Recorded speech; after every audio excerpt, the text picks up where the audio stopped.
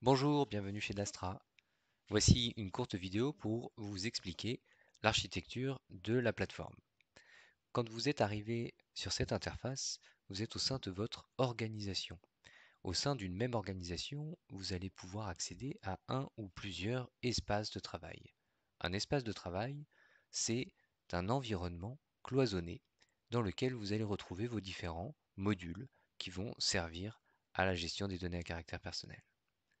Vous pouvez créer un nouvel espace de travail via ce bouton ou simplement entrer dans cet espace de travail.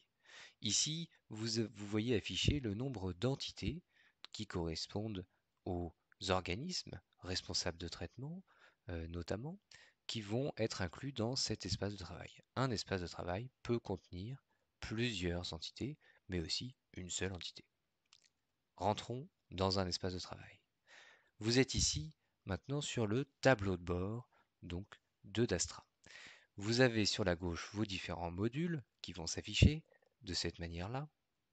Vous avez sur la droite un rapide raccourci vers la communauté d'Astra qui consiste en un forum entre les utilisateurs de Dastra.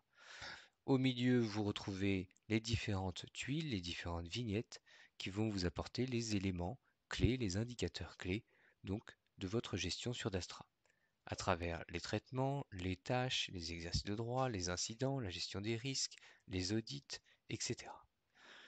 Cette première partie consiste en de la veille qui est produite à la fois par Dastra mais aussi par les différents flux RSS qui sont connectés et qui viennent automatiquement alimenter la veille que vous trouvez ici. Un certain nombre de choses à rappeler. Sur le haut, un fil d'Ariane qui vous permet de vous positionner dans l'application, quelques raccourcis ici, un moteur de recherche, un porte-voix pour communiquer avec le support client, un raccourci vers les paramétrages de l'organisation, la gestion des notifications utilisateurs et enfin, si l'on clique dessus, sur notre compte utilisateur, cela retrouve les paramètres utilisateurs. Vous pouvez ici retrouver ce bouton qui va vous servir de filtre entre différentes unités organisationnelles.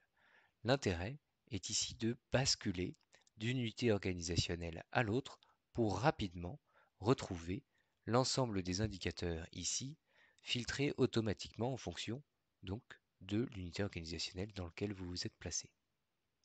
Si vous voulez gérer vos unités organisationnelles pour les renommer ou pour en créer d'autres, il suffit soit de se rendre sur ce bouton, soit de se rendre directement dans les réglages ici de l'espace de travail.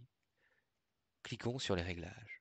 Dans les réglages, vous retrouvez un certain nombre de paramétrages possibles et notamment la gestion des accès qui va vous permettre de retrouver ici les unités organisationnelles. Vous avez ici la possibilité de créer donc des entités et des départements en fonction de votre crédit d'identité et également de visualiser vos unités organisationnelles sous la forme plus visuelle d'un organigramme de cette manière-là.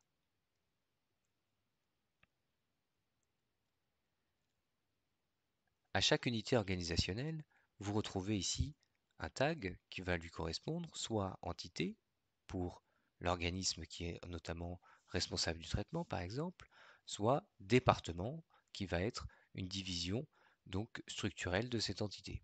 Ça peut correspondre à un département, à un service, une direction, une équipe, etc. Vous verrez que dans chacune de ces unités organisationnelles sont associées des équipes ici ou qui vont vous permettre de savoir qui a accès à telle unité organisationnelle. Nous verrons ça dans une autre vidéo. Merci.